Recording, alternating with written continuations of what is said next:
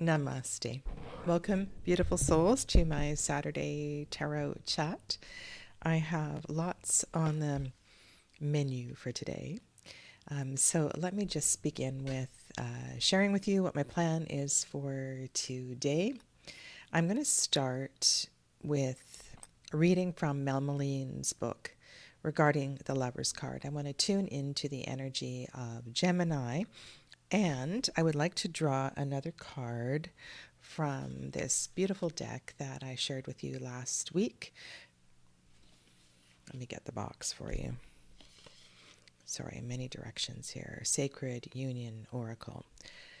I just felt that this was a really powerful oracle to work with during Gemini season to help strengthen that connection and understanding of the Lover's card as the representative major arcana for Gemini season. So I'm going to do that. And then I'm going to share with you a deck that I have repurchased and tell you why I have repurchased it.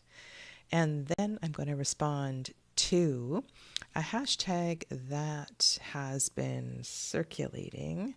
I've only watched Cesar's video at 78 Puertas, and the hashtag, I'm going to put it in the chat here, is does the, oopsie, sorry for the bouncing, typing here, does the question matter? And when I saw this hashtag and this video come up in my notifications, I was kind of confused because my response was, yes, of course, the question matters. And so I'm very curious to go back to the original video and to have a look and see what other people's perceptions are, because to me, this is a no-brainer sort of question. And I thought I would demo this with the deck that I repurchased that I'm going to share with you. Okay, so I'm going to address that, and then I'm going to do the draw. So I offered, World Tarot Day was last weekend, and I offered a 45-minute reading by Zoom or email, and there were a small group of you that entered that draw, so I'm going to draw for that today. And then lastly, I'm going to return to this question of the relationship among air and fire in the three decks that are linked below in the description box, and that is the Mythologia Fennica. And just a reminder that the workshop is next weekend, I believe. I hope to be there. That is my plan anyway. As well as the Greenwood Tarot. The link for the Kickstarter for that is down below, and that is happening. So I hope that was really, really well supported. So that will be back in circulation, and as well as Margaret Peterson Tarot. So that's the plan for today. And of course, if you have any questions, I'm happy to address those as well too. Not reading questions, but just general questions. Okay. So thank you. If you're new, my name is Sadhana, and it's lovely to have you here. I've been reading the tarot for a long time, and I really find this medium to be an endless exploration, self-discovery, sharing with clients, learning about myself, my own journey, observing other people. It's just truly a pleasure to share all of this with you. So, Gemini season. This is being recorded on the 31st day of May, 2025. And the card that is on the table is the Lover's card from Melmoline's deck. And I am reading from her book, Book M, Liber Mundi. Just let me highlight the card here in case you don't have this one. For me, this is such a challenging card to read. And I think later, when I address the does the question really matter issue, for sure, it's really important in a question such as this. This card is also known as Children of the Voice Divine, Oracles of the Mighty Gods. This is the zodiacal trump for Gemini, and it is ruled by Mercury. Also interesting to note that Mercury also rules the dragon's head, so the North Node, or Rahu. The Hebrew letter is Zayin, and the path on the tree of life is from Binah to Tiferet. So we go from the Sephra of the Great Mother, the home of all of the queens, to the center of the tree of life, where this is the home of the knights, this is the heart center. It's a really beautiful path. And I'm just going to read a few things from her book about this card. This is a quote from Valentinus, an early Gnostic philosopher whose works have mainly only survived in fragments. But he was on to something here. The consummation of the alchemical marriage of the red lion and the white eagle requires a death of sorts. Dissolution, solve e coagula, meaning to separate and join together. The sword of Zayin separates, and the separate elements are combined. This implies a death of the ego on the path across the abyss, from Binah to Tiferet. Binah compels form. In one sense, the reintegration of form requires a choice, a union of opposites into something new. The Book of Thoth calls this card analysis, followed by synthesis. This is the trump of Gemini, and where the solve or dissolution happens, we will see in the card of Gemini's opposite sign, Sagittarius, where the coagula or combination happens. The Hebrew letter for the card is Zayin, meaning sword. In the card, the sword symbol is present as the motif of the sword in the stone, as in legend. The sword in the stone is also symbolic of the cleaving and then union with the male and female form. The molecules of the two opposites are dissolved and then fused into one. In the legends, the sword can only be removed from the stone by a true king, but in the stories of the old king was a sacrificial king, and pulling the sword from the stone was an act of choice, which always indicates a sacrifice. Excuse me.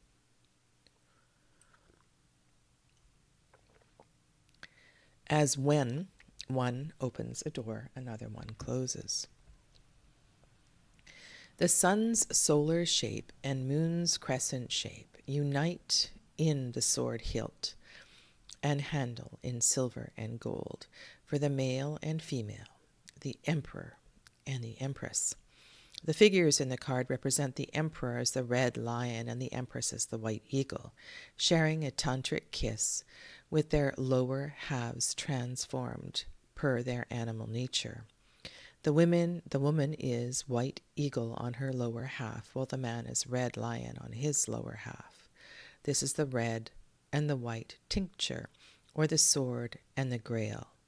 And above them there is a robed figure in the shape of an Orphic egg overseeing the marriage or alchemical conjunction of the king and queen.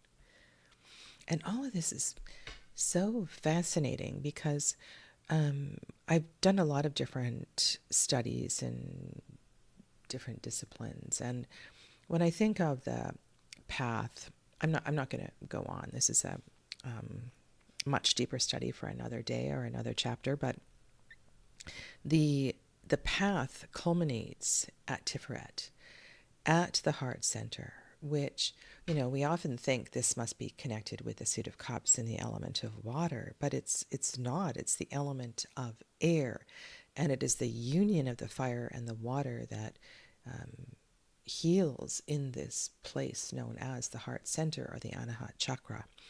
And I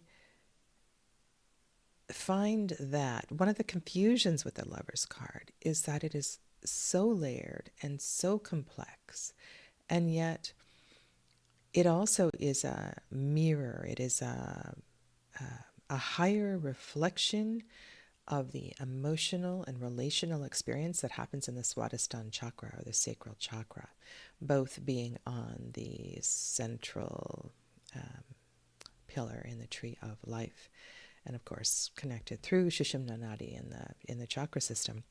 So I feel like this card is one that I will never stop studying, and there are some favorites, of course, in the tarot, and this is one that is really quite incredible. And when I look also too around the outside, and I see honeycomb here. I don't remember, I didn't read the whole description before I came on air, but that I spoke to that last week because we were studying, chatting, reviewing. I'll put it here. This is the Ace of Swords from the Mythologia Fennica tarot, which is the honeybee.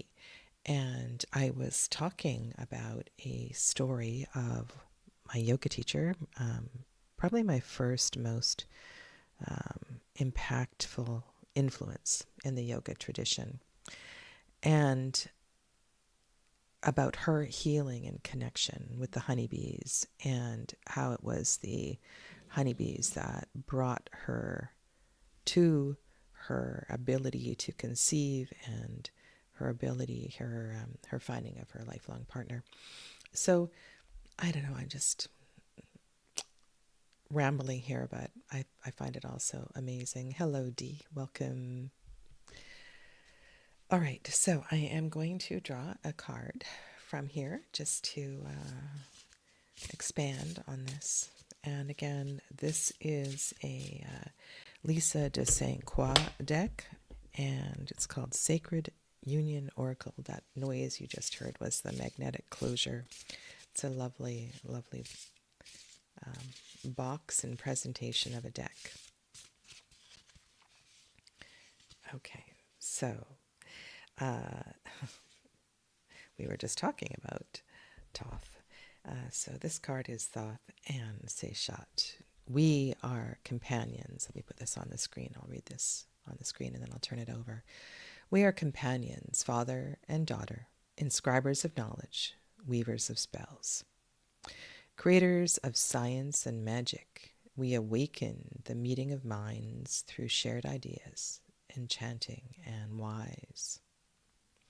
And this idea in the Lover's card, this idea of union and reflection in relationship, does often,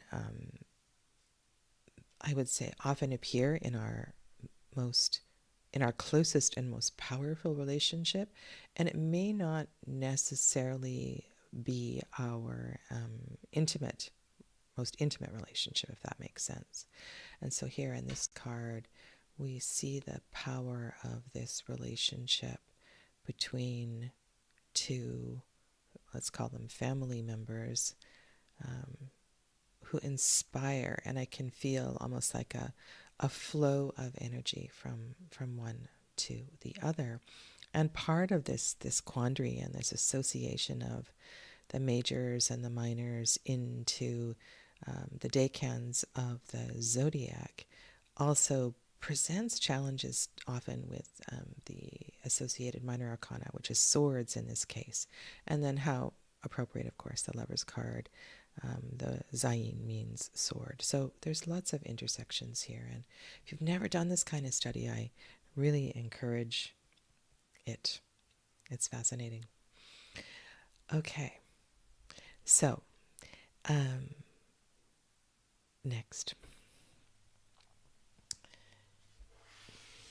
I was doing a side by side, and I thought it was when I was sharing with you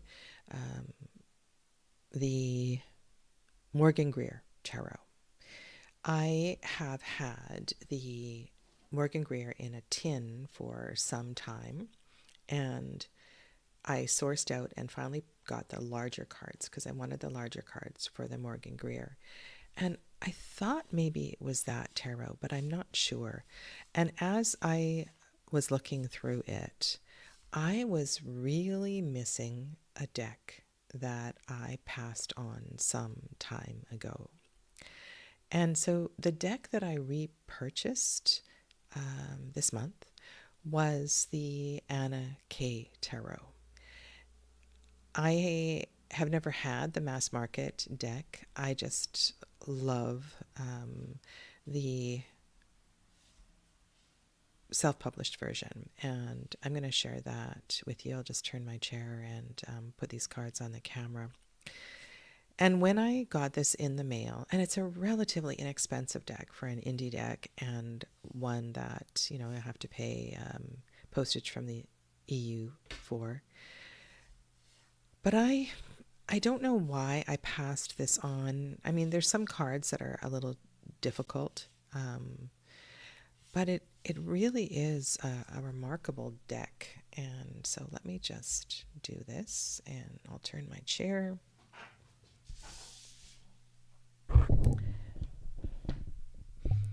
And talk about these cards.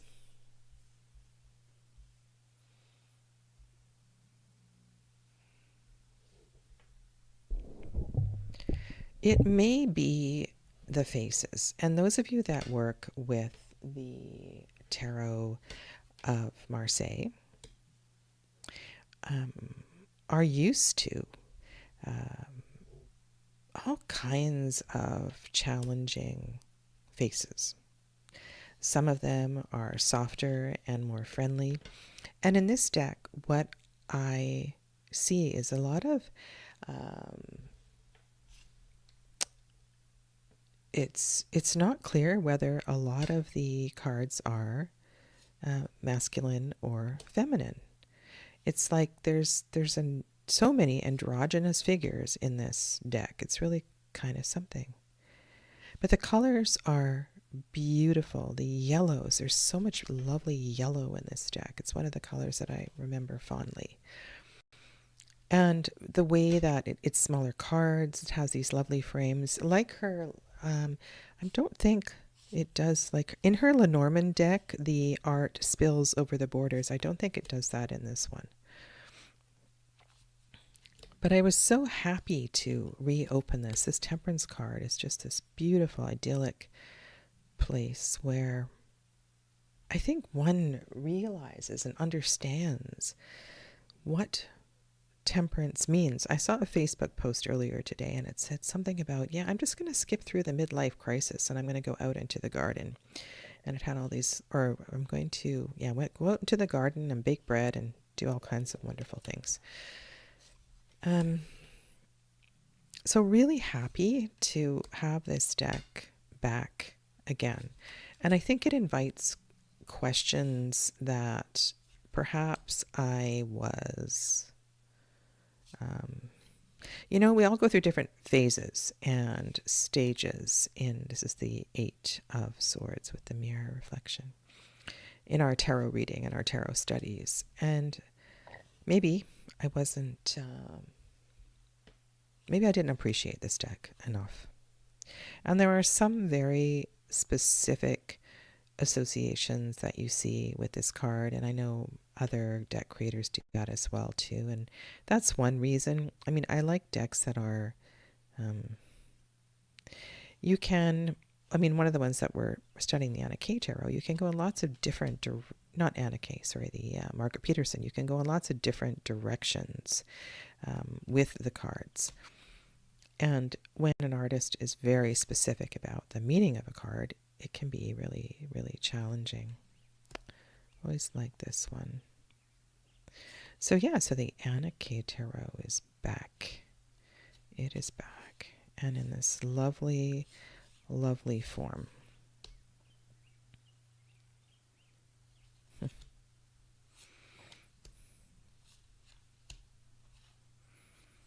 And yes, it's white. And yes, it's European. But it is the Anna K Tarot, and it was created in a particular context and time and place.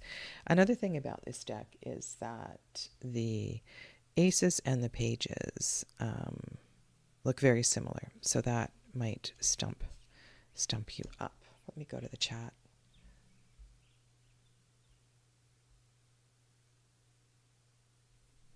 So Ravneet is here. Welcome to you. And KC.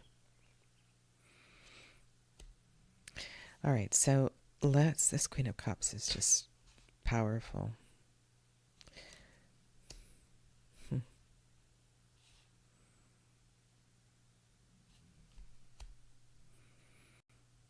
And a very sort of specific illustration here for the Knight of Cups.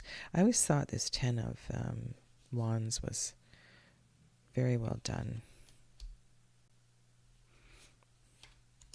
So the question on this tag, which I probably won't have time to do because I'm so far behind in recording videos, but I want to address this. Does the question matter? So I'm going to shuffle this deck. It is a smaller deck, one that not great for riffle shuffling. I don't believe. But let's try. I don't think it is going to bend enough. No, well, I'm not going to do the back bridge. And Cesar of 78 Puertas responded with Tarot de Marseille, and I didn't do readings this week, so I apologize. But regardless of the style of deck you are reading with, I don't understand this question really. Of course, the question matters. So I'm just going to draw 3 cards, and so let's imagine a question. And the question is, let's say it is from a woman who is about 30, and she is considering changing jobs. And just so happens the one I have in mind is a lawyer. And I was just thinking of a reading I was doing this week. And she's thinking of changing from a very, what do you call it? Like a prestigious firm to one that is more socially minded. And here the Queen of Swords comes up first, and the question was, well, am I sabotaging my career by moving to a less prestigious firm? And I was very brave, and I mentioned to her that prestige is something that she has grown up with. Prestige is in her blood. It's something that she's heard about. These sorts of values have always been sort of ingrained, if you will, from childhood. And so is it self-sabotage? Am I going to ruin my career as a lawyer moving to this more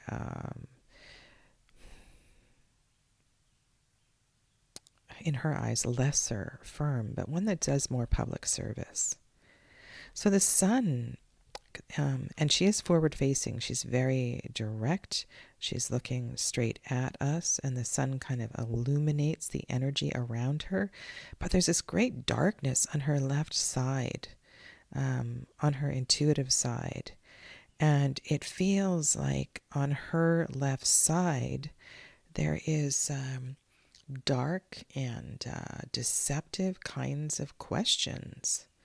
So I would say that you, the querent, have already felt that there is something wrong where you are. There is something very wrong with where you are. And there is a sense of distrust. And on her right side, her right arm, is warmth and hope and life and happiness. And so her next step and her next action, and the way that, so when I think about right arm and right action and movement, I think that, we tend to move from this side, and it's supported and it feels healthy, even happy. And so I would say that it's really important for her to listen. Is the movement, so the movement to me is coming from the heat of the sun on the active side of the body.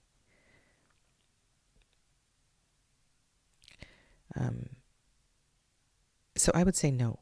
I would say no, it is not self-sabotaging in any way. I think if anything, it's going to teach her to listen and to trust this feeling that she has and has been experiencing on her left side. And I feel like this is in darkness because she doesn't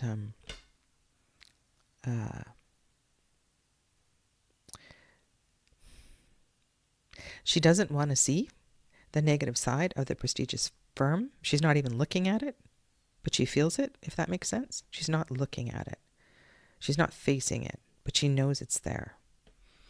That there's something sort of underhanded about the way that the prestigious firm operates. Okay. So, does the question matter? Does the question matter? So, the reason I can get so specific is, one, I was thinking of a client, but also I was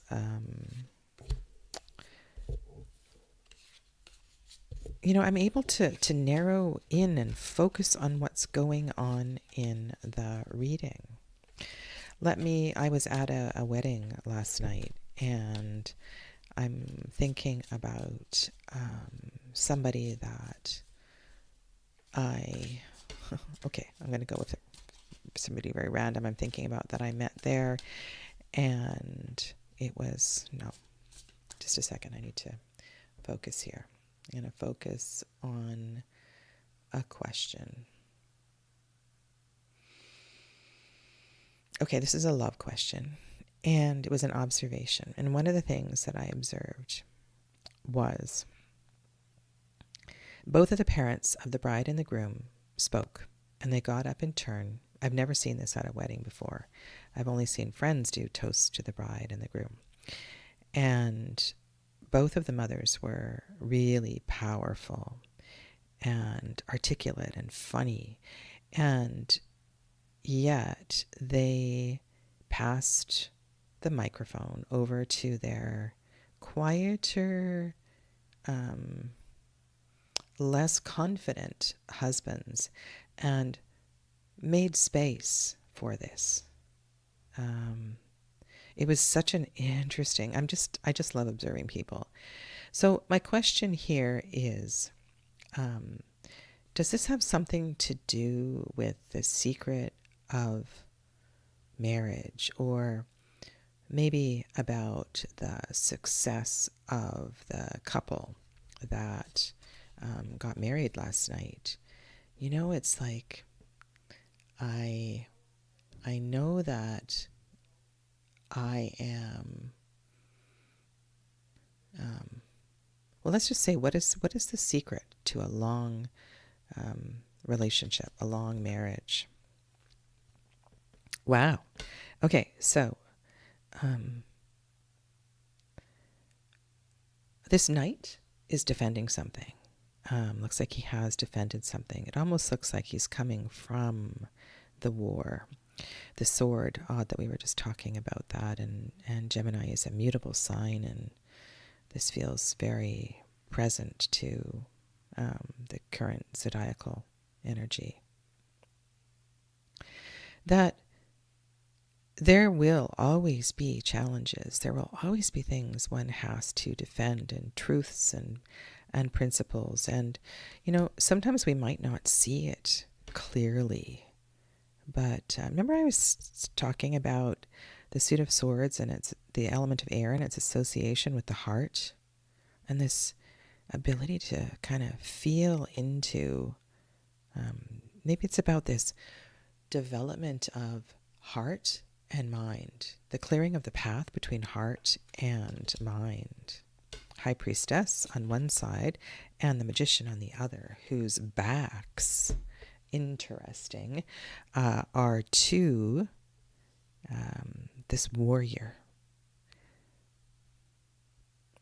Well, when I reflect on this observation last night, what I'm seeing here is two very capable souls that operate from different resources. I love that word. It's something that I learned when I was Richard, what was his name? The iRest Yoga Nidra founder. Resource, so inner resources. We all operate from different inner resources. And it's not like their backs are to each other out of defiance, but they are autonomous, in their own right. They know how each operates best. And that's kind of lovely. They also share a backbone in a way. So that makes me kind of happy. So I would say that the advice here is to allow your partner to operate in their highest form, in their highest way. Maybe this Knight of Swords is helping or allowing us to define that and to let that be okay. We don't always have to be intertwined. We can make space for each other's greatness. And these are both great, powerful archetypes. We're both fully capable of leading and inspiring and So I won't go on because this, it's just a demo reading, but of course the question matters. How else do you know what to talk about if you don't have a question? And, you've heard me. I have over the years done lots of live readings on YouTube with random people who put random questions into the chat. And sometimes people say, I'll just have a general today, just give me a general. But it's hard. And you can respond to that. But it's so much juicier and so much better if you have a focus from which to be inspired. Yeah. Okay. So very happy that the Anna K is back on my table and is not going anywhere. That's for sure. How are you all? I don't know why my computer is about to die. So just 1 second. I have to go under my table. It's not plugged in.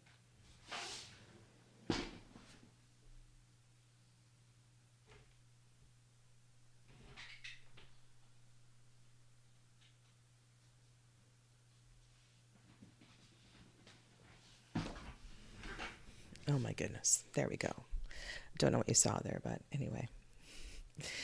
Okay, so let's get back to the question of the 3 decks. Oh, no, let's do the draw first. Okay. So this is a draw for a 45-minute reading with Sadhana. And I want to thank you to those of you that responded to last week.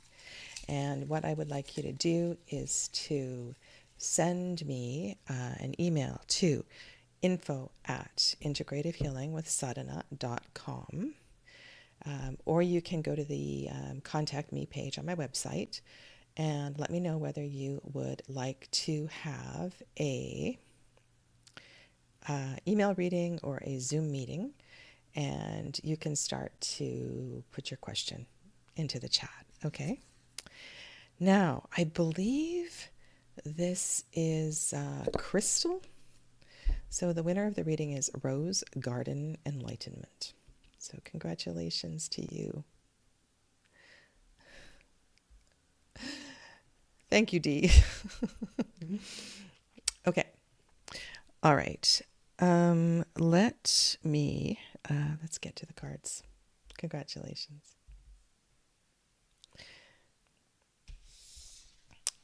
Lovers' reflections will go over yonder.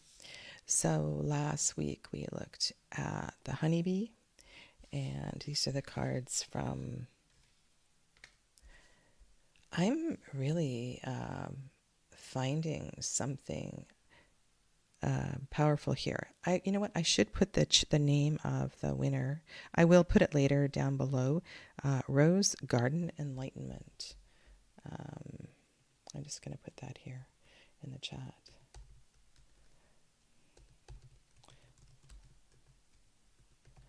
Rose Garden Enlightenment.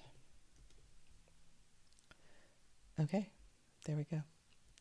So these were the three topics for last week. So we're in the Suit of Swords, and this ongoing discussion is about partially the relationship between the Suit of Swords and the Suit of Wands, and how the Suit of Swords and the Suit of Wands, the element of air and the element of fire, are integrally linked. And so today I want to carry on, and we're going to look at the four of air. And I will do a little bit of reading for you. And on the table, this is the 4 of fire from the Mythologia Fennica. And this is the 4 of air. And this is some crazy story. I'm going to have to read it to you in entirety. But as I was reading all of these and just reflecting about what's going on in this relationship with the 4s, well, first and foremost, I find that the space that the 4 creates is sacred. Hi, Saskia. Welcome. It is, I want it to be quiet space, place where we can reflect and gather. And then I'm always reminded that it's short-lived. You know, we stay there too long, we die, we stagnate. But there's something really important about this space. And I love these 2 cards. It's like these 4 of flames and 4 of feathers remind us about the beauty and the peace of the 4. And then my crazy mind starts to think about Jupiter and Hesed and this place of manifestation, right? So 4 on the tree of life, the 4th Sephira is the first point of manifestation. 1, 2, and 3 are in the supernal triangle. They are very hard to touch and reach. So there's something about 4s. They're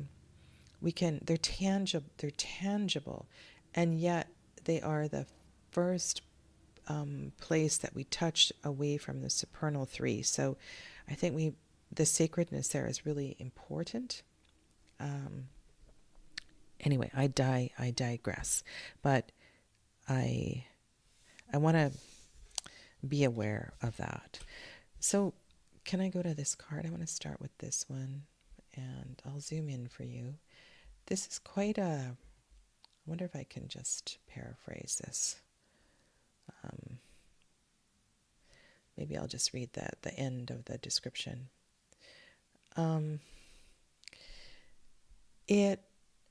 The stories talk about the power of the wind, the power of the cold, the power of ice. It's connected with death, and it's okay, so now I'm thinking, maybe all this power finds a connection to emperor, something like that. So as I was reading the 4 and the 5 of swords in Susanna Sallow's descriptions and connected myths, I was a little bit lost, honestly. And now I'm starting to think of that connection to the power of the emperor, maybe. Okay. All right, so the cold son of Gale was the chilling wind that sowed cold destruction and death, whom Luki, mistress of Pajola, had lovingly raised. And in the spell that details the cold's birth, it is told that Ukko, chief of gods, named Louhi's children as, sorry, I'm not going to repeat the names, but one of them was son of Gale.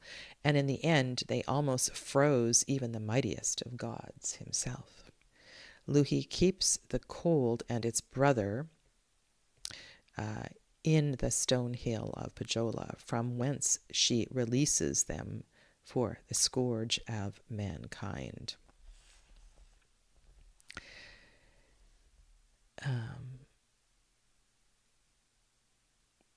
At some point, they set sail towards Pohjola, but Louhi felt the coming of soldiers. So there is a fear that is struck in this god, sensing. So I want to look at these words carefully, because when I'm reading this and this ability to intuit and to know that someone is coming, to me is both connected to the Suit of Swords and the Suit of Cups. But he is aware of the cold drawing near. Let me just read this whole thing so I don't miss something here.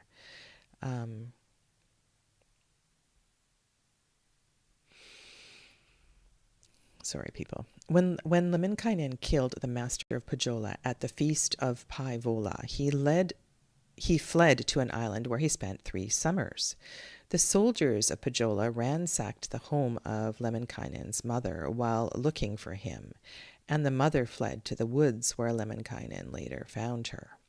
Upon learning of the destruction of his home, Lemminkainen decided to retaliate, and his mother tried to stop him, but Lemminkainen had made up his mind, and there was no changing it. He asked Tiara, his old brother-in-arms, to go with him, and despite of just getting married, Tiara agreed. They set sail towards Pohjola, but Louhi felt the coming of soldiers and sent a vicious frost against them. The cold caused the whole sea of Pohjola to freeze over and halted the boat, and was going to freeze Lemminkainen. It attacked his toes, ears, and head, but Lemminkainen made a fire, caught the cold with his bare hands, and cast it into the flames. Then he began to sing a spell about the cold's birth, for any power or thing could be controlled if its birth was known, and Lemminkainen intended to destroy the cold. He threatened to send the cold among the coals of Hisi, from whence it would end up on a blacksmith's anvil to be hammered. The cold realized its end was drawing near and began to beg for mercy. It proposed a truce that neither would hurt the other. The truce was made, and Lemminkainen and Tiara admitted their defeat. Pohjola's power was too great for them to defy, and the men walked to the shore over the ice, and long and miserable was their journey through the wilderness before they found their way back home. So in a way, this is kind of a story of fire and air making peace with one another, and understanding that for one to have control over the other is the destruction of the other. Kind of a powerful lesson, and maybe I don't know if this is Susanna Sala's intent, but it makes me think that we it's like a backstory to help us understand why these two elements must work together, and why they do indeed work together and they don't work in isolation. It's because they absolutely need the other for their survival.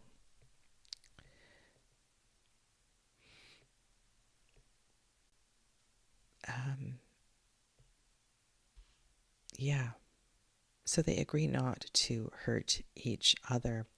So I don't know what you kind of take from that as a four of swords. There was the word truce there, and that sounds very Thoth-like.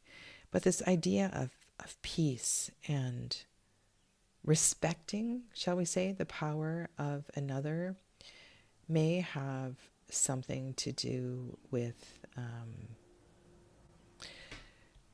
comfort in taking time to heal. So look at this one. This is Margaret Peterson here. And you can see there's a figure resting. And thank you for your comment.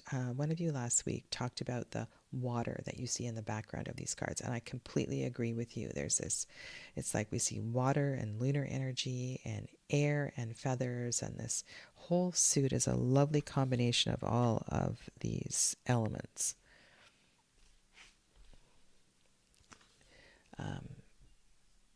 And so what I was saying here is that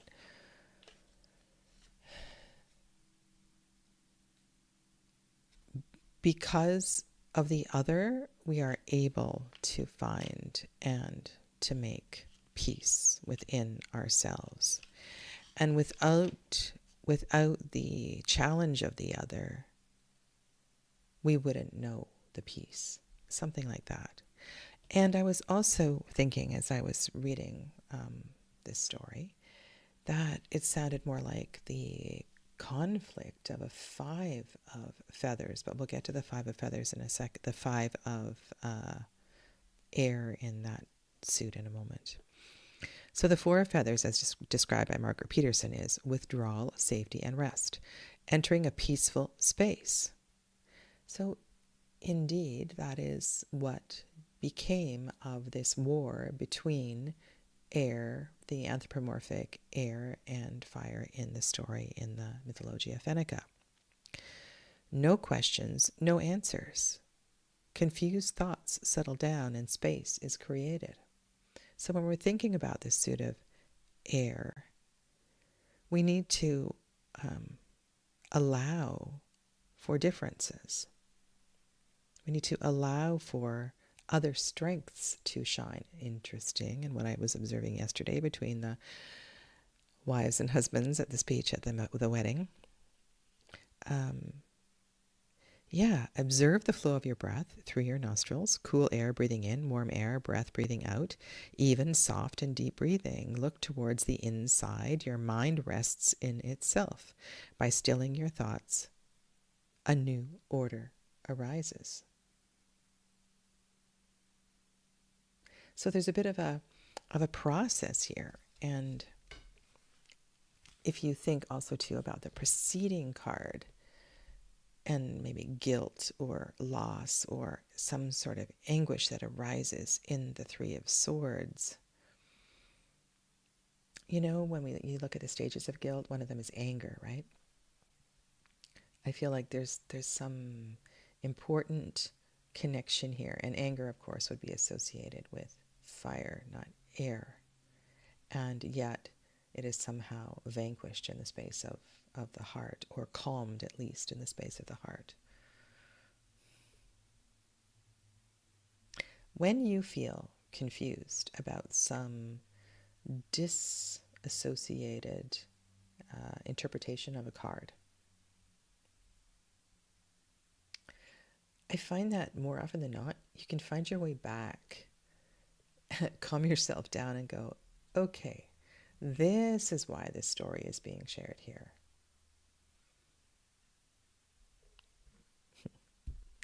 I do have greenwood on the table as well too. And there's something quite powerful that's going on here. And it has to do with this inner transformation. So the 4 of Swords makes space for this sacred space, for this powerful inner transformation. That you will never be the same after this. It kind of opens you up and helps you to see things in a different way. And when I say see things, it may not be with your 3-dimensional eyes, but certainly through your intuitive self. It helps you to understand the spaces in between, which was one of the themes in the 2 of Swords. You know, sometimes we tend to take these keywords quite quite literally, but I think there are so many other layers and levels to all of this. And I know many of you do too. I'm just finding these decks really quite something. Now, where we go in the myth for the, well, that's the 6. Where we go in the myth for the 5 of Swords is to the graveyard. And again, it feels very chilly and very cold. And 5 of Swords is not an easy card either to interpret. And I know many of you have had challenges with the 5 of Swords, even in the Waite-Smith Tarot. And I think we can start with a card such as this one, 5 of Arrows. This is very similar in the Wildwood Tarot. And I feel like what's happened is that we've kind of been cracked open through, and that might not make sense to you, but in the 4 of Swords, the process of healing and integration opens us up to new things. And the 5 of Swords feels to me like a knee-jerk response to that healing. It's like, okay, I'm all better now, so I'm going to emerge from this lovely cocoon and go forth reactively. The 5 of Arrows in the Greenwood Tarot speaks to a lack of focus. It's like we forgot what we were healing in the 4 of Arrows. And there is so much discombobulation. The mind is scattered. It's like we're maybe we emerged too quickly or too soon from that place of peace. And yet at the same time, we know we have to go on. So I think the approach, or a reminder of the what we learned in the 4 of Swords, is really important here. Margaret Peterson describes it as fighting in vain and suggests that we should give up and surrender. Forgo your imagined triumph. Now, let's look at the graveyard scene here. So, folk of the graveyard.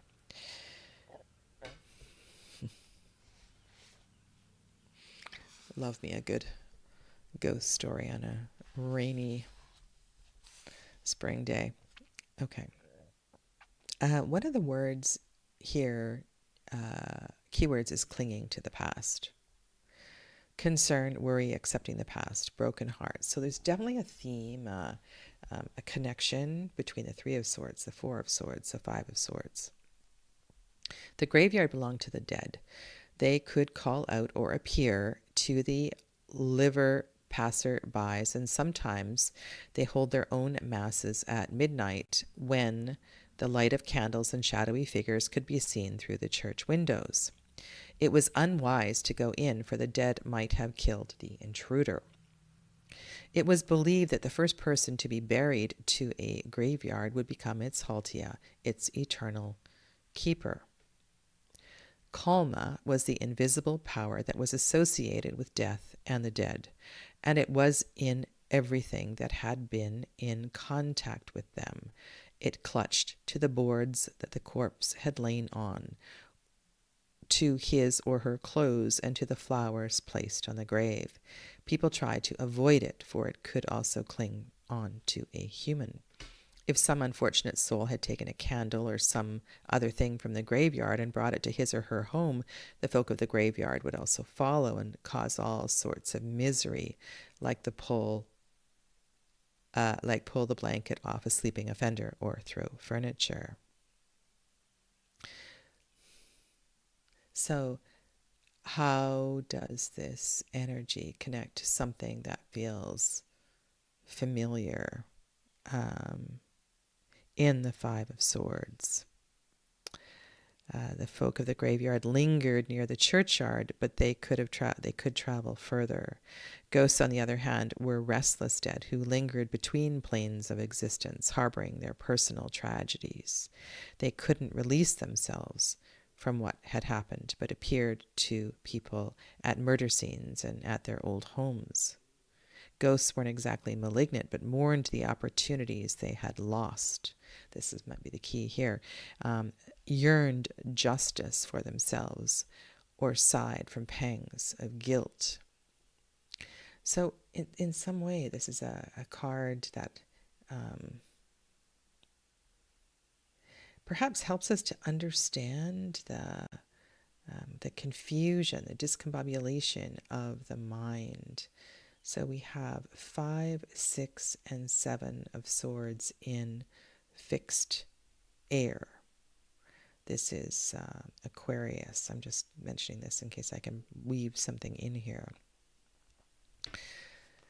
The folk of the graveyard urges you to let go of the past and to accept your own weaknesses. You are a lovable, brightly shining being despite of your shadow. Does this sound a bit like 6 of Cups, or some sort of a story that you might associate with a 6 of Cups? Air at the heart space. We can't find peace and compassion at the heart space if we don't learn to let go and to be present.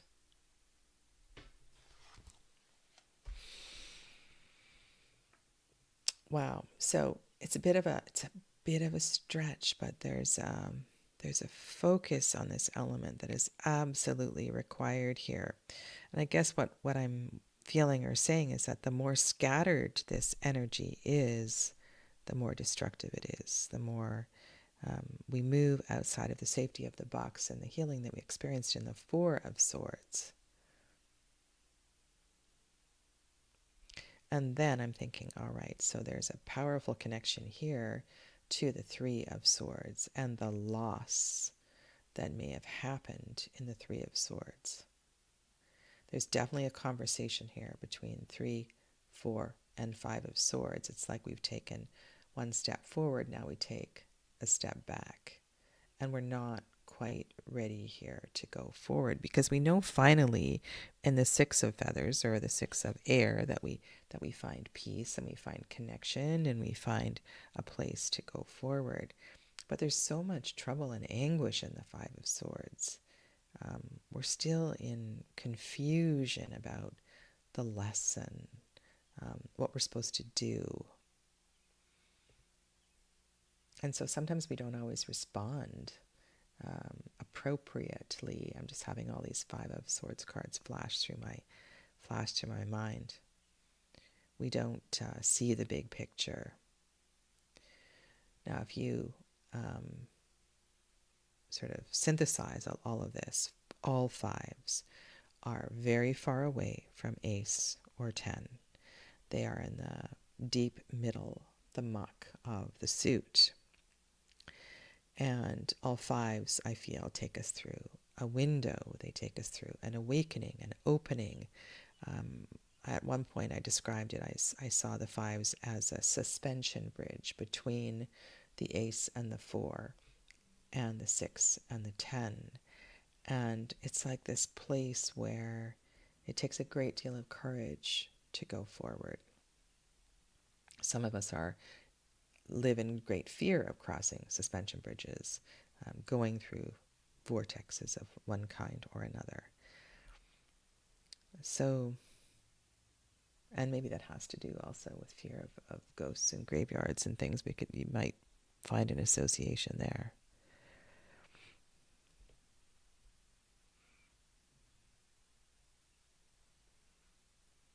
But I kind of love this connection, a reminder in this card that in order to go forward, we must release the past. We must release that which began to expand us. So think of 3s as expansion and growth in the 3 of Swords. Because if we don't, it's going to drive us crazy.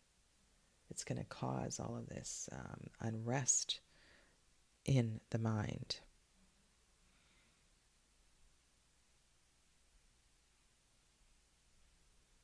Wow, I should read this to you. So in the Margaret Peterson description, there's all this stuff that goes on in the head is shared here. Give up. If I do that, you might think one thing or another, because I know you might think one thing or another. I say something else to confuse you. This will be my triumph, to show you how to manipulate. No, I won't do that. I'm afraid it might be too obvious. I don't really want to fight or hurt anybody. She always thinks that. Always. Why always? I didn't mean it like that. Nobody should think I would. Forgo your imagined triumph. Give up. Surrender. And I think this also is this beautiful opening into this journey forward. And I guess I'll do this next Saturday, but this is a really cool card and concept here. And this is the Six of Swords from this deck, that it speaks of an entity. Maybe it is it's some kind of a spirit that precedes us as we go forward. So when we are journeying forward, maybe it clears the way, or it announces our arrival at the destination, so that people are aware of us coming. It's like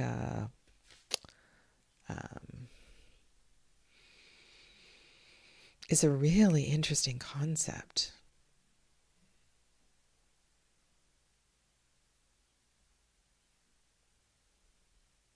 Have you ever had that experience where it's like you think somebody's there and you go to the door and nobody's there? And then a moment later, the phone rings or somebody shows up at your door. It's that kind of energy. And yeah, so let's carry on with this, and I'll weave that in next week when we talk about implications of the Six of Swords and how do we find peace through all of this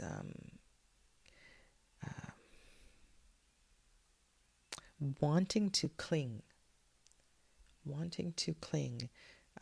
the challenge of moving forward and letting go through the hardest of times.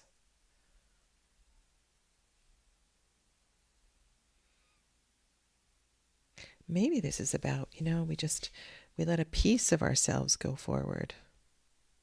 I don't know, I have to think more about that, but it's a really cool concept. And I'm not sure that I answered about the action part, but I definitely think in the myth that is part of the freezing wind card, we see how important it is for the fire and the water to dance and to flow together and to work together and not take power over one another, so that our action, right, our fire that fuels all of this chaos of the mind in the Five of Swords is really important. Maybe it's that helps. I don't know, there's just so much discombobulation here. Maybe it's the mind that helps control the fire in this particular case. Yeah. All right, I know, more questions than answers. Thank you for joining me today, and congratulations to Rose Garden Enlightenment. I look forward to your email and connecting here, and thanks to Casey and oh my goodness, Ravneet and Dee and Saskia, and that's it. I know there's others in the background too, but lovely to have you all here today. Have a wonderful rest of your Saturday, and I'll see you soon. Take good care. Namaste.